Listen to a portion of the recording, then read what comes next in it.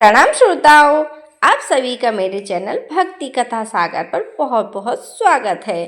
श्रोताओं, आज की वीडियो में हम आपको महाशिवरात्रि के बारे में जानकारी देंगे आगे कि महाशिवरात्रि की पूजा के लिए हम थाली किस तरह से तैयार करेंगे, पूजा की थाली में क्या क्या सामग्री रखी जाएगी और क्या सामग्री नहीं रखी जाएगी, आप किस तरह से अपनी पूजा की थाली तैयार कर सकते हैं और महादेव तथा माता पार्वती का प्रेम पूर्वक पूजन कर सकते हैं। तो आइए जानते हैं भक्तों। सबसे पहले आपको एक थाली लेनी है। थाली आपको प्लेन लेनी है और बड़ी सी लेनी है जिसमें सारी सामग्री आसानी से रख सकें। इस थाली में सबसे पहले आपको एक लोटा जल भर के रखना चाहिए। बिल्कुल स्वच्छ जल भरना है। इस लोटे के जल में आपको गंगा जल जरूर से डालना है। जल हमेशा तावे के लोटे में ही लेकर जाएं। इसके साथ ही हमें कच्चा दूध रखना है। आप कच्चा दूध एक कटोरी में रख लें या फिर पंचामृत भी बनाकर ले जा सकते हैं। इसे आप स्टील की कटोरी में ही रखें। इसके बाद हम वस्त्र स्वरूप कलावा या मौली रख लेंगे। भगवान भोलेनाथ और गणेश जी के लिए हम यहाँ 2 जनेऊ रख लेंगे और माता पार्वती के लिए एक चुनरी ले लेंगे। अगर जनेऊ और चुनरी ना हो तो आप कलावा से ही काम चला सकते हैं।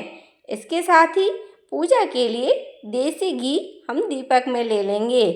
साथ ही में हम धूप बत्ती भी रख लेंगे और तिलक करने के लिए हम चंदन रखेंगे। आप चंदन पीला या सफ़ेद कोई सा भी ले सकते हैं और साथ में रोली भी रखेंगे। थोड़े से अक्षत यानी चावल रखेंगे। चावल का एक भी दाना टूटा नहीं होना चाहिए, यह खास ध्यान रखना है। हमें सिर्फ साबुत चावल ही लेकर जाना है।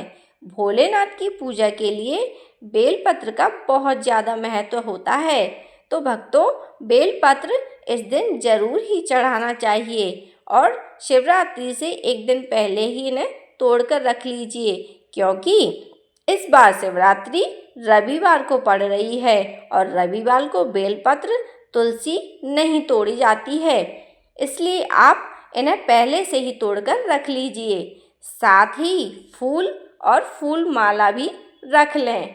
भक्तों, आप बेलपत्री 2, 5, 7, 9, 11, 21, 51 या 108 जितनी आपकी मर्जी उतना चढ़ा सकते हैं।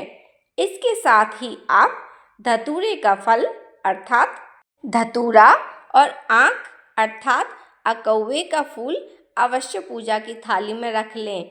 इसके साथ ही अगर मिल जाए तो समी पत्र और सफ़ेद रंग के फूल अवश्य रख लें।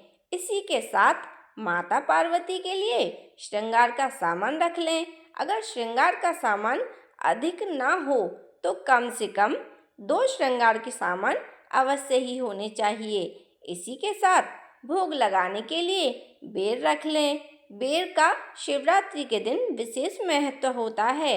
इसके अलावा आप कोई भी ऋतुफल ले सकते हैं जो आप प्रसाद में चढ़ाना चाहें। अगर यह सब ना मिले तो आप बतासे भी भोग में रख सकते हैं। कोई भी सफ़ेद रंग की मिठाई भी समर्पित कर सकते हैं और हाँ, हो सके तो शिव जी को भांग का प्रसाद अवश्य चढ़ाएं या भांग से बनी हुई कोई भी मिठाई का प्रसाद अवश्य लगाएं, यह उन्हें अति प्रिय है। इसके बाद हम थाली में दक्षिणा रखेंगे। जितनी हमारी सामर्थ्यता होगी उसके हिसाब से हम दक्षिणा रखेंगे। फिर माचिस और अगरबत्तियां रखेंगे।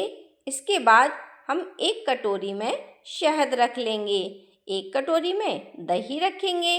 अगर आपके पास हो तो भोलेनाथ पर चढ़ाने के लिए हम भस्म रख सकते हैं। अगर ना हो तो कोई बात नहीं, अब थोड़ा सा गुलाल अर्पित करने के लिए रख लेंगे।